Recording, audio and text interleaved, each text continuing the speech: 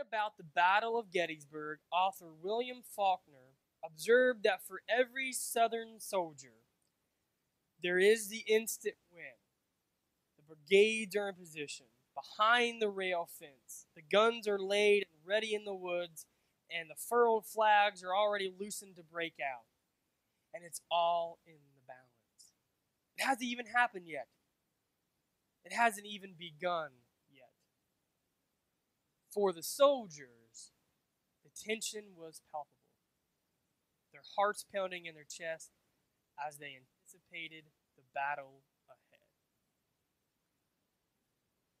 The anticipation of the unknown, the fear of something that's about to happen or something that's laid beforehand. This morning we're talking about having no fear. Talking about the fear in your life, things that you're afraid of. And I'm dedicating this to you seniors who are going to college. This sermon is dedicated to you this morning, by the way. So, because the so this may really hit you, but you see, all of us in here, no matter what our age or what we're dealing with in life, we all have fear. So this all hits all of us. So this little story about the soldiers of Gettysburg, and you think about military soldiers all together, it's the same type of fear, right? Here they are, they're lined up. It says the brigades are all lined up, the flags are ready to unfurl, the guns are all loaded and ready to go. They're just waiting for that sign. They're waiting for the moment to begin. And they don't know. They know what's kind of going to happen. They know I got to shoot people, people will shoot me, but they don't know the outcome. They don't know what to expect unless they're really seasoned soldiers. But that anticipation, the heart's pounding. They're like, okay, when are we going to do this? The fear of that unknown, the scariness of knowing what the outcome is going to be. How is this going to play out? We can play it in our minds as much as possible. All the possible outcomes, all the possible choices I can make. But we also don't know how that fear, what is scaring us, what it's going to do. How's it going to counter what we're going to do? It's terrifying. So this morning I want to ask you guys to think about what your greatest fear is. And it could be things physical, like I'm terrified of snakes, that's a phobia. It could be things like that, all the way to like just things that you're afraid of. You guys are going away to college, you guys really have the fear of the unknown. You may have your classes, you may have the books, you may know the school you're going to, you may not. But you don't know what you're going to face. You don't know what you're going to do. You don't know. And so that's you're on the battle line, everything's ready to go, and you're just like waiting for it to begin. And you don't even know what to expect. Your heart's pounding, it's racing. So things like that, moments in your life, things that you're worried about. Whether it's something you don't know what tomorrow's going to do, you guys going to school here, maybe you're going to a new school, maybe it's around new people, whatever. What is your greatest fear?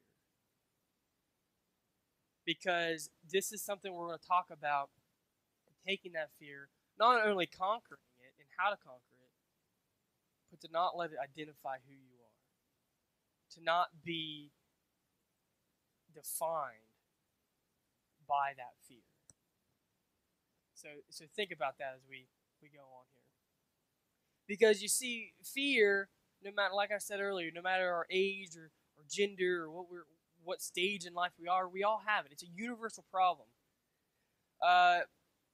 It hits us like a wave, threatening a menacing undertow. So, when an undertow is right in the ocean, you got the surface of the water, which is calm, but there's an undertow, an undercurrent underneath that could just take you away. Be stuck in it. Usually they're strong. So a lot of times you go to a beach or something, and they don't want you in the water because the undercurrent. Well, it looks fine to me while on top it is, but it's the things underneath, the hidden stuff you don't know about. Undercurrent, the undertow can take you. And that's what fear does. Everything looks fine out here, but then underneath there's that something that's going to terrify you, something that's going to scare you don't know about. Scripture identifies the overwhelming emotion of fear almost 1,000 times with words like fear, which appears 441 times, afraid appears 167 times, tremble 101 times, terror or terrified 121 times, as well as dread, frighten, and faint. God's word provides solutions for healing and hope from this, this barrage of fear. The most common exhortations from God himself are fear not, appears 33 times, do not fear, 37 times, and do not be afraid, 33 times. Like the threes a lot there, right? Now, when you read these facts and stuff like that, to me, there's a couple things that pop out. And you guys might think the same thing. The Bible talks about being afraid a lot, right? It says the words like afraid, fear, dread, fright, all these different things. I mean, they're in the 400s, over 1,000 times, right? Yet God tells us not to be afraid or be at peace, like only in the 30s, right? So you might think about, like, well, why is God not really combating this? Why doesn't he say do not be afraid the same amount of times as it says we should be afraid? Well, to me, if God says do not be afraid, one time should be enough for me to not be afraid. Right? That's how we should view that. If God says don't be afraid, okay, I'm not afraid. It should only take once. Because the magnitude, the power of God saying, be at peace, do not be afraid, don't worry, don't be frightened, things like that should mean something. It should have weight to it when it's told to us. So it should need said 1,000 times. Now the other thing that to me, that I read that and I realize from the scriptures that I think about, is that apparently there's a lot of things that we are afraid of, or that we have fear of. Because the Bible mentions it over 1,000 times, right? There's a lot more things out in the world that we are afraid of or that we fear. That's why it's said so many times. So, I mean, those are just two things to kind of think about. You see, no matter where we're from, all of us hold a piece of this truth within us. We all anticipate the dangerous moment when we'll be called upon to defend or conquer. Not only do you have this thing or situation or whatever that causes fear in you, but the other thing that adds to that is that inevitably you're going to have to be faced with it. You're going to have to do something about it. You're going to have to come to face, and you're either going to conquer it or you're going to succumb to it. Sometimes we feel strong and confident to face these challenges, or in the moment of it, we feel strong and confident. But we also harbor a secret. We sometimes worry that we won't be able to live up to that challenge. We appear to be courageous, but our bravery easily disintegrates into bravado. What we think we're brave at first can easily disintegrate into this bravado, this fake courage, this fake bravery. We secretly fear that we'll fail to show true courage at a moment of crisis, resulting not only in failed outcome, but also in a failed picture of our identity. Here's where that comes into play. Not only are we afraid of that thing or that situation, when we're faced with it, we don't know how we're going to actually handle it. Right now, we can say, I can overcome it. But when we come face to face with it, that bravery easily disintegrates into bravado. And then now that grips us. Now that's like, man, that adds to this fear of that object, whatever it is we fear. And we're afraid that if I don't show courage in that crisis, that not only will the outcome go terribly, but now it feels like I'm identified by that fear. That this picture of who I am is flawed because I'm not courageous, I'm not brave, even if it is a spider or a snake in front of me. See, we can't let this fear define who we are. We can't let this fear dictate our identity because God says, don't be afraid. God says, fear no evil. God says, I'm with you. God defines who we are. God tells our value. And so even though you might be terrified of the situation or what you're about to face or the unknown that you don't know that might come, that does not have to define who you are and identify that this is who you are. Psalm 23, everyone knows. You guys hear this a lot. I think of X-Men when I hear this scripture, because Nightcrawler says it all the time, the older X-Men movies. Anyways, but it's very true. So who wrote a lot of Psalms? Who's the author in a lot of them? David. Thank you. You gotta speak up. I can't hear up here. Right. So David wrote this psalm. It says, "The Lord is my shepherd; I lack nothing. He makes me lie down in green pastures. He leads me beside quiet waters. He refreshes my soul. He guides me along the right path of his namesake. Even though I walk through the darkest valley, I will fear no evil. For you are with me. Your rod and your staff, they comfort me. You prepare a table before me in the presence of my enemies. You anoint my head with oil, my cup flows. Surely your goodness and love will follow me all the days of my life, and I will dwell in the house of the Lord forever." David, the composer of Psalm 23, had marched into combat with Goliath, exclaiming, "The battle is the Lord's." So here's David. You guys know this story, right? Little David. He's not a man yet. He's doing something that an entire army would not do, and that's face this giant of Goliath. Goliath was fear itself. Everyone was terrified of this giant warrior. David went into that battle proclaiming, "This is the Lord's battle. Not mine, not this army's. This battle is the Lord's." He proclaimed that. Not only did he say it out loud, because proclaiming things is more than just speaking it aloud, he also believed it. He also felt it in his heart. This battle belongs to God. This is the Lord's battle. So he confronted what he was afraid of. And David continued to lead armies and had witnessed God orchestrating victory after victory.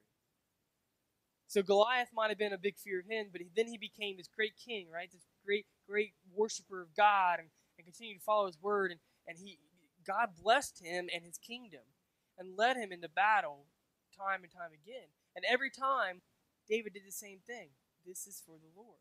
This battle belongs to God. Every time, God delivered a victory. So David got used to seeing what victory looks like when you give this battle up to God. If David had done it himself, he's going to see a lot of losing. He's not going to see a lot of victory because he would do it on his own. But see, David saw this God orchestrating victory after victory. Following this life of victory, no wonder David declared, "I will fear no evil, for you are with me." He had spent a whole lifetime learning the truth about fearlessness.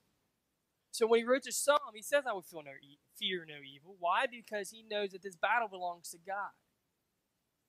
So the fear, your greatest fear, the things you're gripped with, whether it's something you know and it's tangible or not, or something that is completely unknown to you, that's a battle you're going to face. That's a battle you're going to fight. And you got to go into it saying, this belongs to the Lord. This battle, this fight that I'm putting up belongs to God. And if you do that, just like David, you're going to get a sense and you're going to know the victory that God brings you after. It's got to feel good, right? David goes in saying, proclaiming, feeling, knowing that this battle belongs to God, okay? It happens, he sees victory, okay, wow, I know what this feels like. Time and time again, over and over again, giving it to God. He knows it works. He knows it's possible. He sees the rewards. If we can just do that on our own, in our own battles, to overcome our fear, say, this battle belongs to God. It might seem a little silly that you proclaim it in front of a spider. This battle belongs to God! That might be a little bit awkward, but there's bigger fears in your life, right? There's bigger things that's even scarier than tangible things like snakes and spiders and phobias. But even those, give it to God. Fear is fear no matter what, right? We don't want that to plague our life. David knew after victory of giving the battle to God, giving up his fear, trusting in God, he knew that God's with him always, and I will fear no evil. I will fear nothing. David learned the true definition of fearlessness. And this is a man this is an ordinary man. If you continue to read about David, you realize that he's a sinner just like the rest of us, right? He was not this perfectly made human being who continued to live a righteous life day in and day out. No, he stumbled and fell. But he was also labeled the man after God's own heart. He was also continually blessed by God, even in those sufferings that he had to endure because he fell short and stumbled. So don't think that I'm telling you about a story and how a man knew the definition of fearlessness, that he's some super God. No, he's a human being just like you and I, who sinned, who stumbled, who makes mistakes. But he learned a definition of what fearlessness is because he gave it to God in every battle he faced. You do not need to fear evil. David's courage came from realizing that God ultimately strengthens and empowers us to accomplish whatever frightening or challenging tasks lie before us. David's fearlessness came from knowing that he was never alone, and neither are you. So you can confidently take in what David said in Psalm, saying, I will feel no evil, for you are with me. You have to believe it, guys. You have to believe it if you want it to happen. You guys going away to college, you have to believe that God is with you. You're not alone. That whatever task, whatever unknown, scary thing has come your way, you're going to handle it. Give that battle to God. Let him fight it with you, and you overcome. And here's the thing, guys. I think this is a very common misperception. I talk about misperceptions in us Christians all the time, right? Because I think we get the wrong idea. We forget things. We think that, okay, God, I have this fear. I'm going to give it to you. You're going to get rid of it, okay? We think that once we do that, the fear is gone. That thing, that object, that situation is just wiped away clean. We completely forget about it. That's what we think it should happen. That's what we want to happen. But sometimes that's not the case. That fear is always going to be there. That object, whatever it is always is going to be there. The difference is by giving that to God, by saying, proclaiming that this battle belongs to the Lord and I'm not alone, that God's with me, I can overcome this, that you do just that. You overcome it.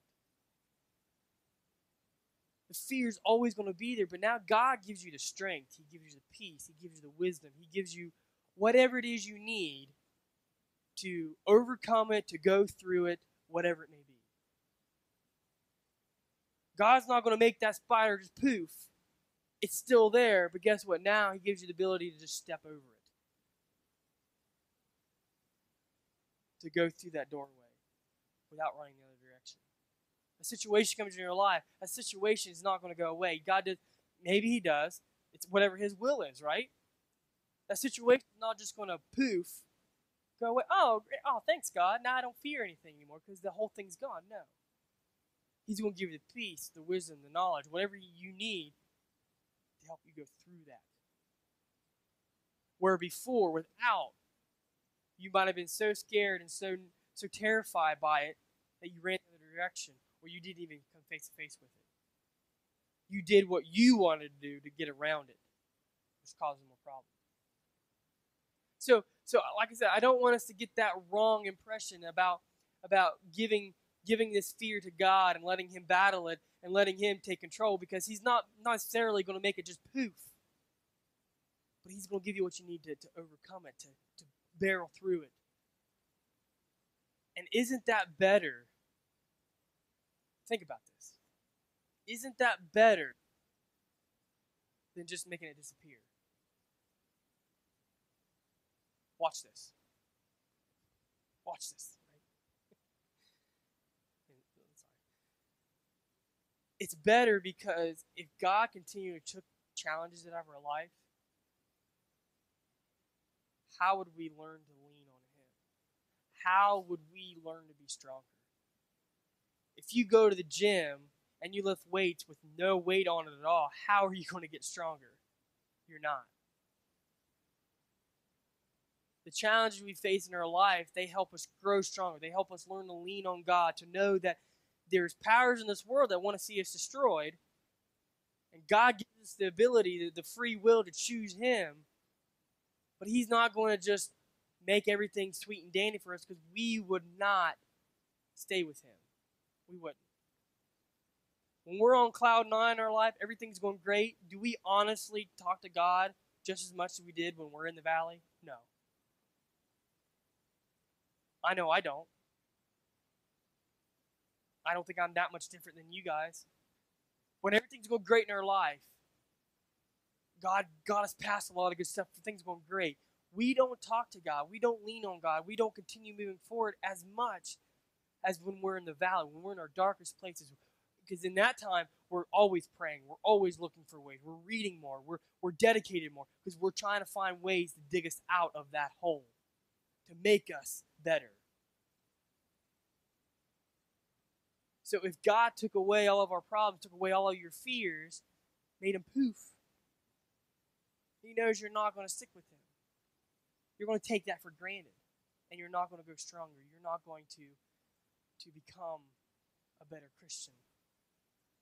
So like I said, I don't want us to get this misperception that when we give this battle over to God and with all certainty say He's going to get us through it, that He's going to make a poof, because He's not. Not necessarily. He could.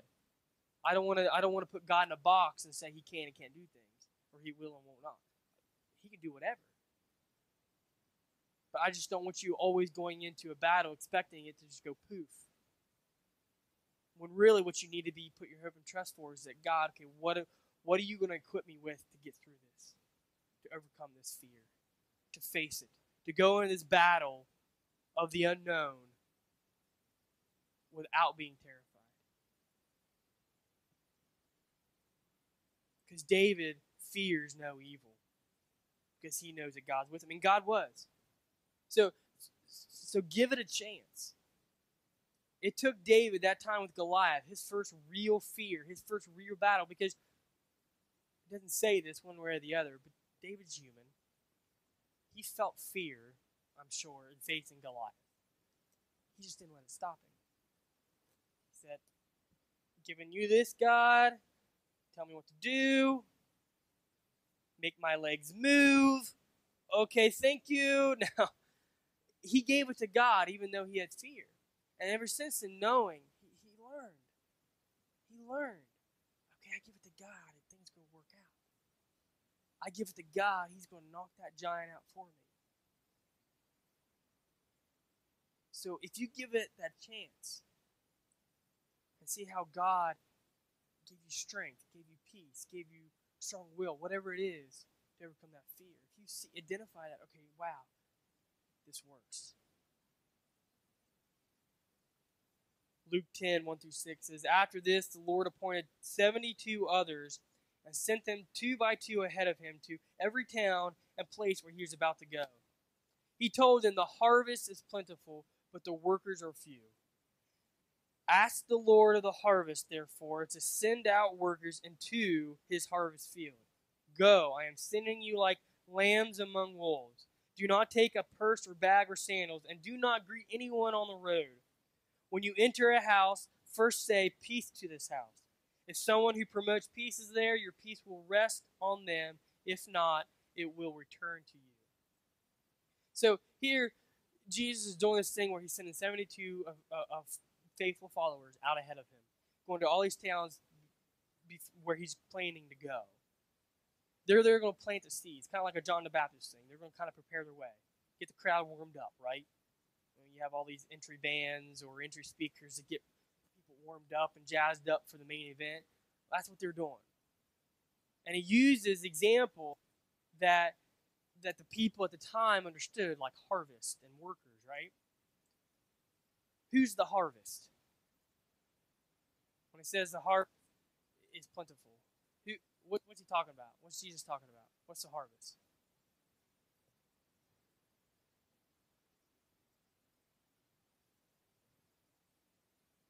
Anybody take a guess?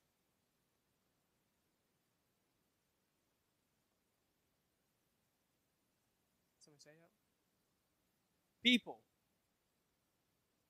Good job. You guys, I can't hear up here. People. The unbelievers. Everybody in this town and village that he's sending these people, that's the harvest. And he says, but the workers are few. Meaning the workers, the people that go out and collect it to bring them to Jesus, is few. And I'm pretty sure that's true even to this day. There's more unbelievers and sinners out in this world, more harvest to get, and there's very few workers. And then check this out. So he's sending them out to witness, to prepare their way. And they may not get them right then and there. They might just be planting the seed, so when Jesus does come, Jesus will wrap it up. Like he'll get them then, that type of witnessing thing. But he's sending them out, and he says to them, I'm sending you like lambs among wolves. Now picture in your head, of course some of you guys are going to go really gruesome with this. Picture about a whole fenced-in yard full of wolves, and you throw a lamb in there. What do you think is going to happen? Tea and cookies? No. Right. So, it's vicious. Right. I mean, you can go as graphic as you want. Basically, it's not good for the lamb, right? He says it to his people. So, here I am, I'm Jesus Pryor. I want you to go out there, and the harvest is plentiful, the workers few, but guess what? You're going to get slaughtered. But here you go. Thanks. See you there. I mean, Jesus told it to these people. But you see, it was worth it. Jesus tells us, the sheep, the lambs, to go into the world among the sinners who are the wolves. He sends us knowing that we may be persecuted in many different ways, but it is still worth it. Why? Why? Okay. It's hard to say no to that answer. Unless I ask, like, who, I don't know. Because every human being in this world is worth it if we get them to come to Christ. If we save them from this sin and Satan of this world, it's worth it. Doesn't matter what we go through. The people in Bible times knew it. Paul knew it, being persecuted in prison so often. All the disciples knew it, who became martyrs in the end because they died. They were persecuted and died for their faith because they tried to bring. They even knew it was worth it. Now imagine Briar's fear of Jesus telling him that you got to go spread this gospel, but you're a lamb among wolves. You're going to get persecuted. Imagine the fear he's having. But you see, we are all told the same exact things. We are the sheep going among the wolves, and we have a job to do. We have a job to do. I'm giving you a tangible fear here, guys, that we all are unifyingly sharing. Despite college, despite not knowing what we're doing in the future, despite not knowing what this new school year is going to bring, or sports or whatever. This is a unifying fear we all can share. We all should share. But we don't have to let it define us. We can overcome it. Because it's still worth it. to go out into this world to prepare the way and tell them about Jesus, despite the fact that we might be persecuted. That who knows what's going to happen when I tell my friend about Jesus. I could get rejected. I could lose a friend. Worst case scenario, I am tormented the rest of the school year by that person and a few others because they know I try to talk to them about Jesus. That sounds terrifying, I know, right? But it's still worth it. Because even though it didn't go out, the outcome did not happen the way you wanted to or what you thought it might be, you still talked about Jesus, you still planted that seed. Now it's up to God and Jesus to come in and make something happen in their life. What your words are still stuck in their mind and hearts, whether they want to or not. It's still worth it. Jesus sends us out as lambs among wolves, and he doesn't do it to be demanding or cruel, but to reach out to the lost. What we fear, he does not, and he's with us always. Jesus did not send the 72 out without a blessing. He did not send these 72 out among those people without being with him, even though he's physically here. He knows God's with him. He knows that they're going to be okay. Even though they might be faced with persecution or faced with things, God's with them. They're going to be okay. Even if they get a little hurt, a little dinged up here and there, it's still worth it. What excuse do we have for avoiding the wolves? We might feel better staying safe with other lambs, with other believers, with other people that we can be ourselves with, right? But the wolves are in more need. You guys might stay safe right here in this church, in this youth room, among believers. But what excuse do you have to not go preach, to not reach out to those that are in need? If fear is your excuse, what's ever coming? If fear is what's holding you back, let's defeat it. Let's give this battle to God. Not try to think we're going into it alone, because we're not. Jesus asks for an all or nothing spirit. All or nothing spirit.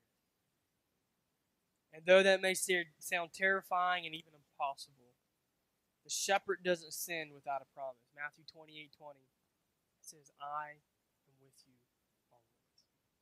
That's a promise. Take out to the bank.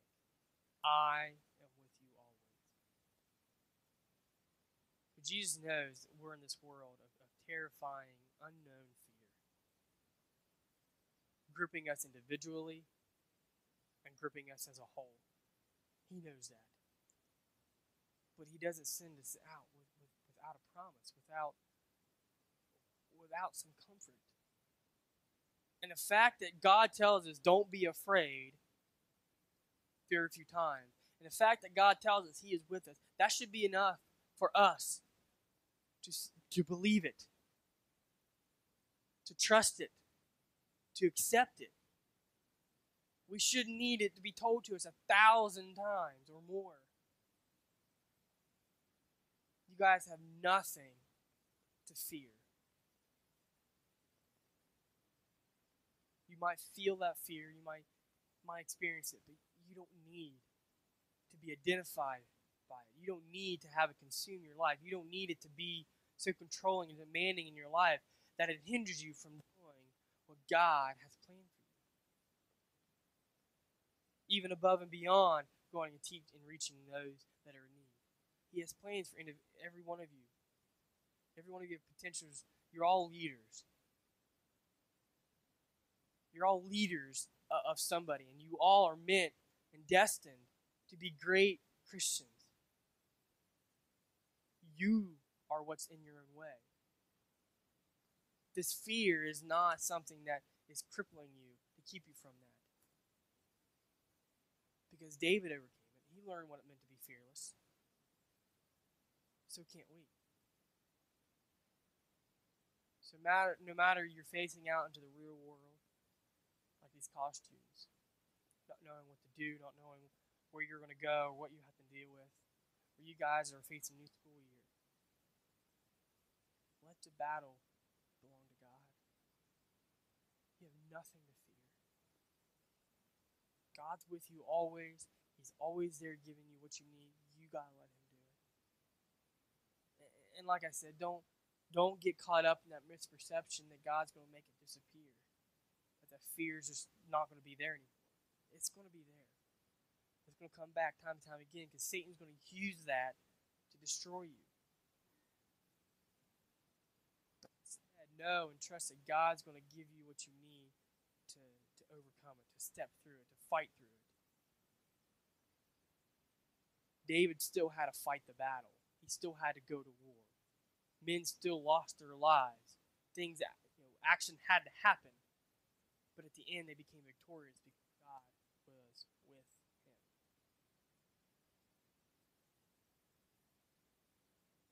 Think about that. And don't hear my words, but apply it. The next time you're gripped with fear, next time you're worried about something, say, you know what? I'm going to God for this. God, I know you're with me. I give this battle to you. Now let's get to work. Take time to listen for what God's equipping you with to overcome this. Father God, I thank you so much for this morning, Lord. I thank you for your fearlessness, God, how you can empower and embolden us to overcome the things that halt us, things that make our stop dead in our tracks, God. You, Lord, are master over everything and even fear, God. And you know, Jesus, what it is to fear because you walked this earth. You were fully human and you were fully God. You knew about fear. You knew about temptation. You knew about sin. You knew about the struggles we face. So for you to tell us, Jesus, to not be afraid, that should mean something to us. That should add weight because you do know what it means to have fear. And you conquered it. Just like you displayed to David and all those prophets and followers before us and ahead of us, God.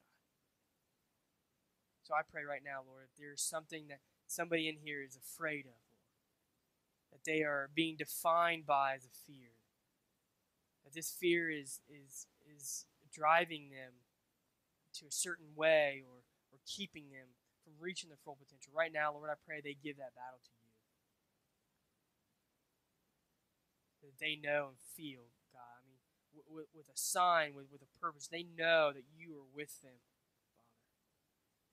And that if you're with them, they have nothing to fear. They have nothing to worry about, God. Your word tells us, Lord, that with you all things are possible. And that if you are for us, God, nothing can stand against us. Not even fear of little things, of big things. If we just give that battle to you.